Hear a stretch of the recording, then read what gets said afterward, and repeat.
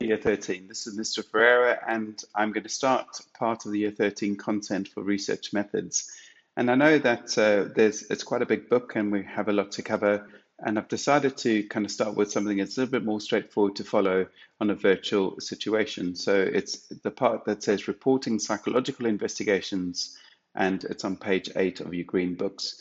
Now, if you're back next Wednesday, then we're going to kind of talk about kind of what sections we can teach properly and make sure that people get the best out of this particular course. But this one it's kind of interesting in the sense of the bigger picture of research, but not the most fascinating part of the content. So in an exam, they can ask you to do any part of a report.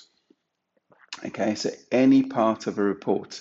So therefore, they could potentially describe a piece of research and then ask you to write a suitable title. Now, that would only be a 1 or 2 marks. I've actually seen that in an exam before, write a suitable title for it. And so the first part of any type of investigation in terms of reporting, so these are published reports, is obviously going to be a title. Okay, so then the next one is going to be the abstract. Now, I think most of you do know what an abstract are. Certainly if you've doing EPQ, I think you have to write an abstract for that in terms of your investigation. Perhaps when you've looked at papers outside of the textbook and things like that, you would probably have seen an abstract as well.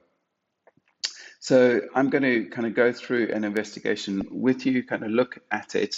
But I suppose the difficulty here is how can they actually test this for you? So it says here, the abstract will include aims, hypothesis, what was done, who the participants were, where they studied, what was found, and what conclusions were drawn. So therefore, there's quite a lot to do with abstracts, and mostly people do this part of a investigation right at the end, once they've kind of ready to kind of submit your work in, because there's quite a lot to do. So the best thing that they could do is perhaps ask a multiple choice question, where they ask kind of what components will you find in an abstract, maybe asking you to compare different choices, or they could ask you to make some kind of comment on an abstract. I think it's very hard for them to actually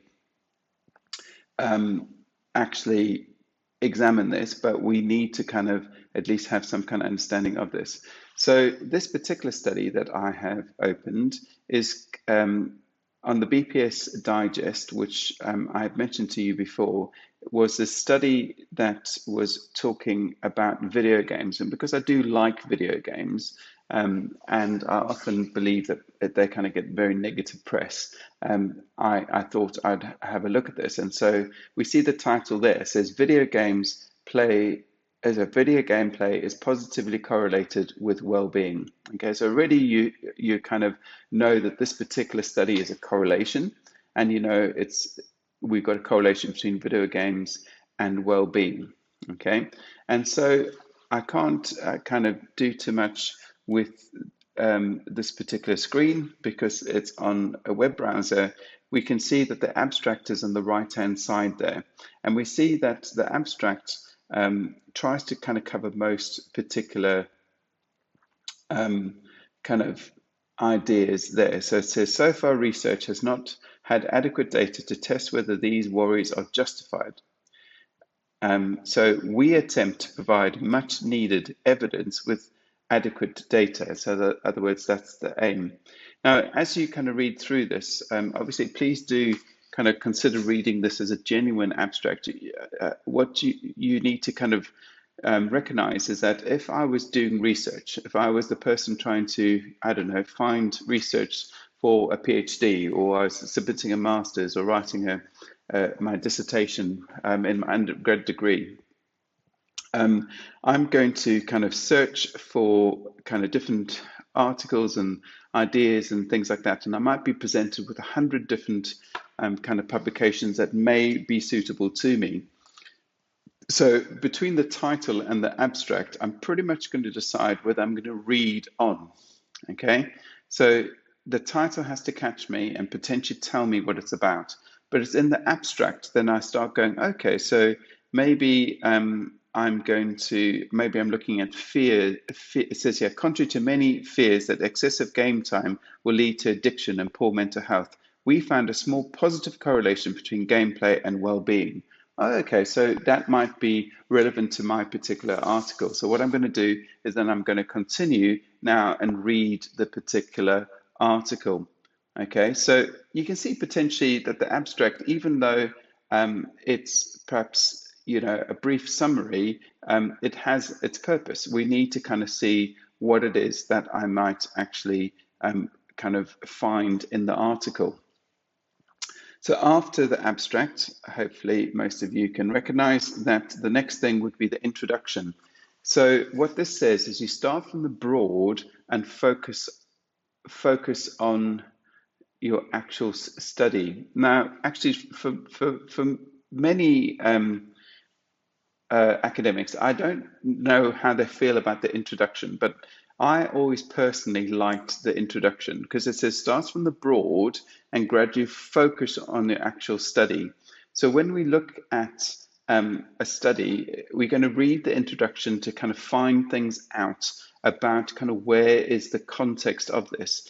Some publications and some university submissions will allow you in an introduction to kind of even use the first person voice because it is the personal, it's the broad perspective. So, for example, I did some research on the values of this school, and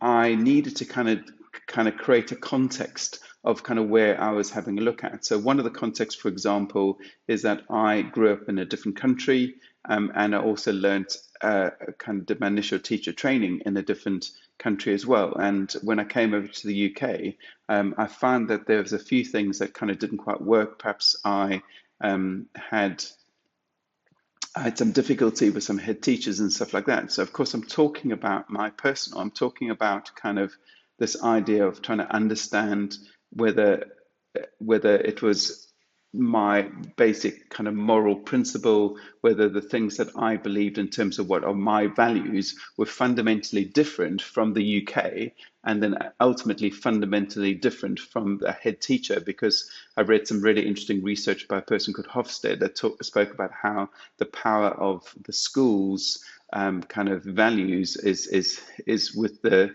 head teacher, and kind of saying how it's embedded in their particular kind of principle, a bit like an onion. Then there's layers that emanate out from that.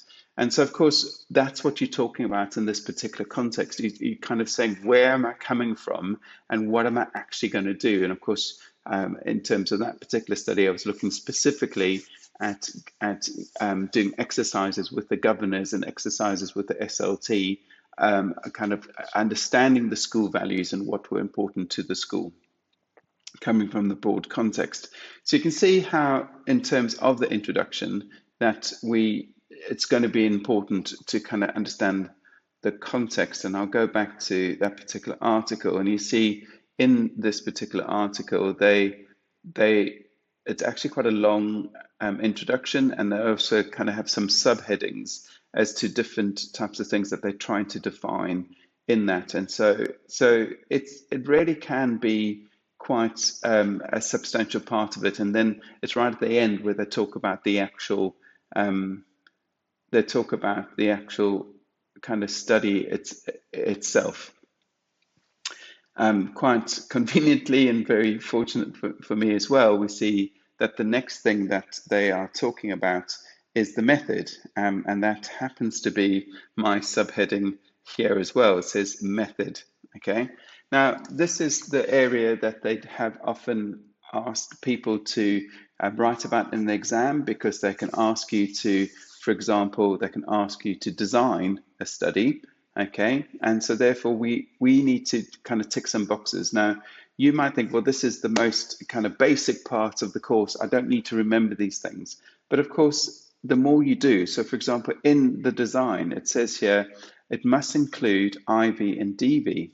Okay, so you cannot write a design without telling me what the design is and what the IV and DV. They also like you to talk about the extraneous variables or ethical considerations. And so I think the more detail you can add to your design, the better. Now, the good news is the new specification always gives you bullet points to break down kind of what do you need in this particular answer. And please just read it, and you see that most of them will literally refer to design, extraneous variables, IV, DV, ethics, and things like that. So the second part of your method obviously is going to be who your participants are. You'd be surprised, actually, what information you can include in this. But of course, it's going to be how you identify the target population, okay, and the sampling technique that you used. Okay, so obviously not every particular study is going to be relevant to the whole of the population. So we need to understand our target population, and of course, how did we do this? And then I can remember a particular question that spoke about apparatus, but apparatus is also another word for that is materials. You need to think about it. So one of the questions that we had in a previous exam was looking at this idea that can plants in an office space make people happier? And so it's you have to design a study, and I think they gave you the freedom of doing something repeated measures or independent groups in this particular case, but it did list in the question that you need to refer to effectively the materials required. And people were kind of not kind of recognizing that you have to elaborate on this. Okay, so if it's an office, what type of setup would you have? What plants are you talking about? Kind of the frequency of kind of them being laid out in the office, all these types of things, and even possibly the source of the questionnaires, an example of the questionnaires. And of course, the truth of it is most of these will actually go into the appendices at the end of your particular publication. But what you need to kind of recognize is if somebody reads your particular study, they need to know what you did, and also potentially if they want to replicate it. If they don't have this information, they won't be able to replicate it. And then, of course, it's quite a minor part in a sense that it's part 4 of this particular section. It says procedure.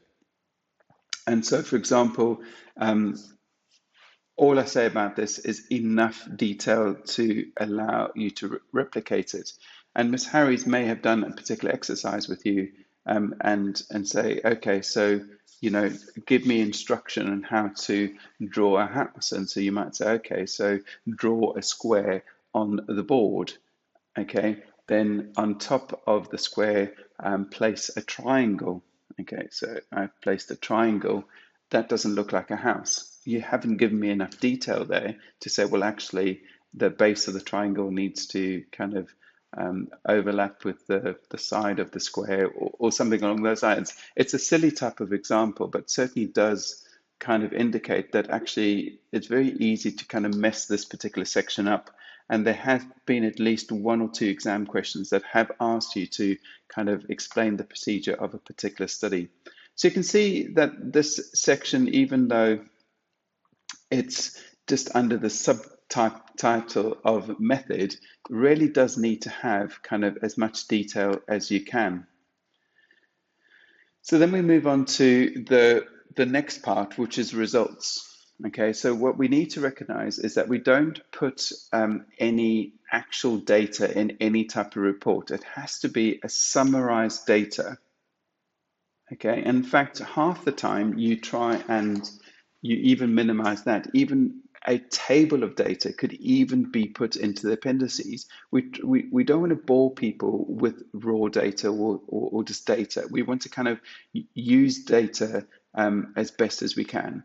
So the results basically needs you to give you some kind of descriptive statistics. So that's your charts, your diagrams, your tables of data, or anything that kind of shows the picture. So the stuff we did in year 12, that was all descriptive statistics, okay? And it also then needs to refer to inferential statistics. So that's a section that we will do in a couple of weeks' time, where we're talking about, okay, so I've taken the data and I've analyzed the data using a particular type of test. And you might have looked through the book and we see things like chi-squared, we see Wilcoxon, we see Mann-Whitney. We have all these types of inferential tests that we could use. And so, of course, you often have to justify which particular test you use. And of course, the results section is trying to do this. Then it says here, the final statement will refer to the acceptance or rejection of the experimental or null hypothesis. So of course, we need to have some kind of statement that says, what have I done with my hypothesis? Now, I don't know if I've mentioned too much about the null hypothesis, but of course, the way that inferential statistics will work is that you have a hypothesis, and so therefore an empty or null hypothesis is if the case is not going to happen. So of course, if my data is significant, then I will reject the null hypothesis. If my data isn't significant, I'm going to reject the experimental hypothesis, and we're going to take it from there. So it's quite a complex section. Certainly, as I said, most exams will kind of give you some kind of indication as to what you should include in your report. And then the section I hate the most. And I'm not sure whether other academics find the same situation, but I do. So it's this discussion. Okay, so now this is the absolute opposite of the introduction. And so therefore, because I love the introduction, it's quite obvious to see maybe why I hate it so much. So it says here, it starts with the specific information and then broadens the general subject area. So therefore, what we're talking about is, what did we find? Is there something significant about how you might have found something? So for example, in that kind of looking at the ethics or the values of the school, you know, kind of the fact that every governor was able to refer to love as brethren. And it was the time that we're becoming one of the Gove academies, and they were talking about how, you know, after I kind of prompted them about the values of the school, of how that becoming an academy will actually preserve those values. And so, of course, that's kind of quite specific about it. But then you got to go broader, kind of, okay, so we're one school within a borough. What about other schools? So you might find, well, now know that every single school, a secondary school in Havering, every single secondary school in Havering became an academy. You know, so the implications of preserving values, you know, what does that mean in terms of schools having that choice between becoming a Gove Academy or not? And so, of course, you're broadening things out. But of course, it is also looking at limitations and modifications. So, in other words, if this study was going to be done again, how would we change what we did? What were the things that we found that were limitations for us that we couldn't do, that we kind of didn't do very well, that type of stuff. And I suppose that's another reason why the discussion can be difficult, because you spend so much time working on something. It's very difficult to kind of step back and go, okay, so how could I change this? What could be different? And then, of course, there's background research. So you kind of got to go back into your literature and kind of say, well, okay, so this is what we discovered. This is what other people are doing. This is the implication for that. And then, of course, you do end up have some kind of concluding statement. We saw that in Milgram, we saw that in Ash, and things like that, about what they're saying about what the data represents.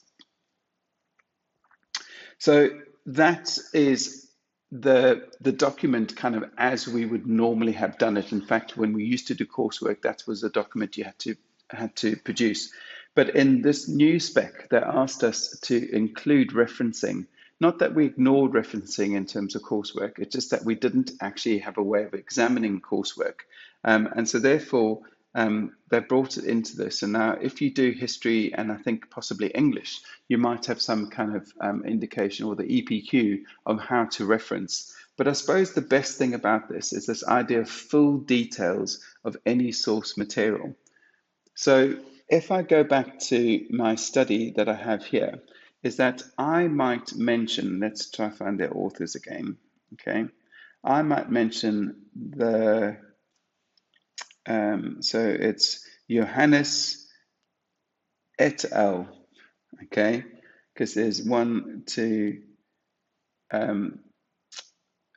3 names at least.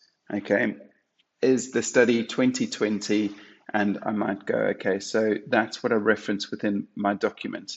But I then need to indicate to the reader, okay, so okay, where did I get work from? So let me give you an example in here. So for example, it says here, e.g. Drummond et al. 2020, Elson and Ferguson 2014. And so that indicates to the reader that this view that that there is not consensus or evidence on these studies to kind of agree with kind of what happens in video games. And that view is not the author's personal view, but the views that Drummond, Elson, and Ferguson represent. Okay, so therefore, if I'm reading this and thinking, oh, okay, that's really interesting, I haven't heard of Elson and Ferguson and what research they might do, I then can go to the end of the document. I'm hoping it's here, and I can find the name.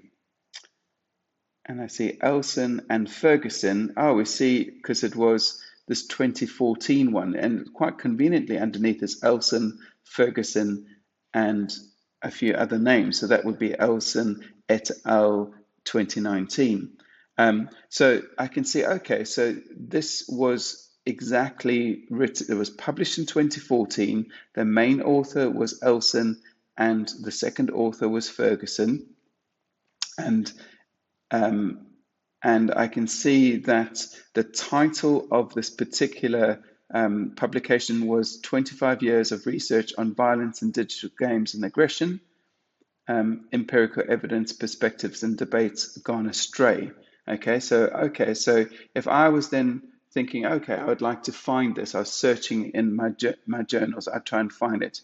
And so, okay, the next thing I need to know, it comes from the European Psychologist.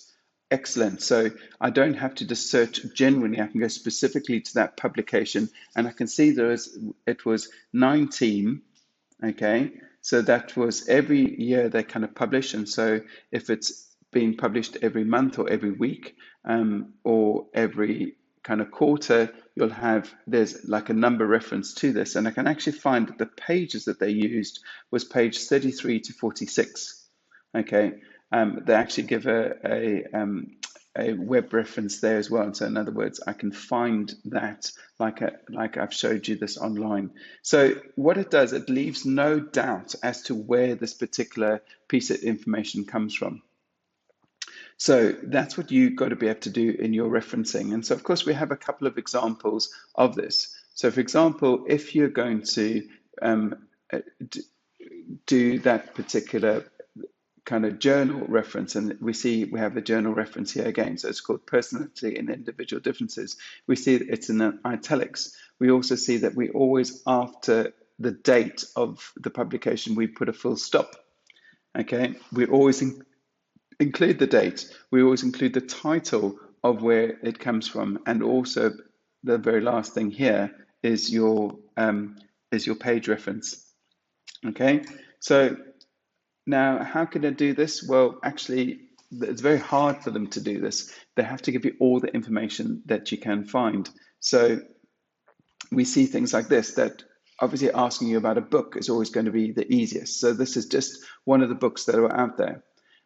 So the book is called A-level Psychology, but books have another bit of extra information. So not only do we have the names, and the names are always, the first name is the primary author, and the second name is obviously the secondary author. So even though B becomes before F, Flanagan was the main author.